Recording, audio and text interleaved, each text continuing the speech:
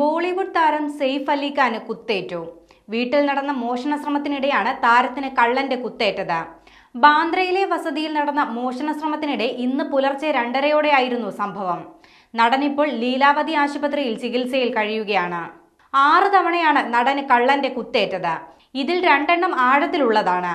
മോഷണ ശ്രമത്തിനിടെ നടന്ന ആക്രമണത്തിന് പിന്നാലെ പുലർച്ചെ 3:30യോടെയാണ് നടനെ ആശുപത്രിയിലേക്ക് കൊണ്ടുവന്നത്. തുടർന്ന് അടിയന്തരമായി നടനെ ഓപ്പറേഷന് വിധേയമാക്കുകയും ചെയ്തു. ഒരു മുറിവ് നട്ടെല്ലിനടുത്തായത് ആശങ്കയുണ്ടാക്കുന്നുണ്ടെന്നും ഓപ്പറേഷന് ശേഷം മാത്രമേ കാര്യങ്ങൾ പറയാനാകൂ എന്നുമാണ് ഡോക്ടർമാർ പറയുന്നത്. ആക്രമണം തടയുന്നതിനിടെയാണ് സെയ്ഫ് അലി ഖാന് കുത്തേറ്റത്. ആക്രമണം നടക്കുമ്പോൾ ഭാര്യ കരീന കപൂറും 2 മക്കളും വീട്ടിലുണ്ടായിരുന്നു. വീട്ടിലുണ്ടായിരുന്നവർ ഉണർന്നതിനെ തുടർന്ന് മോഷ്ടാവ് ഓടി രക്ഷപ്പെട്ടെന്നും ഇയാളെ കണ്ടെത്താനുള്ള ശ്രമത്തിലാണെന്നും പോലീസ് പറയുന്നു. ബാന്ദ്ര പോലീസ് FIR രജിസ്റ്റർ ചെയ്യാനുള്ള നീക്കത്തിലാണ്. സംഭവത്തിൽ പ്രത്യേക സംഘം രൂപീകരിച്ച് പോലീസ് അന്വേഷണം തുടങ്ങി. സമാന്തര അന്വേഷണത്തിന് മുംബൈ ക്രൈംബ്രാഞ്ചും ഉത്തരവിട്ടിട്ടുണ്ട്.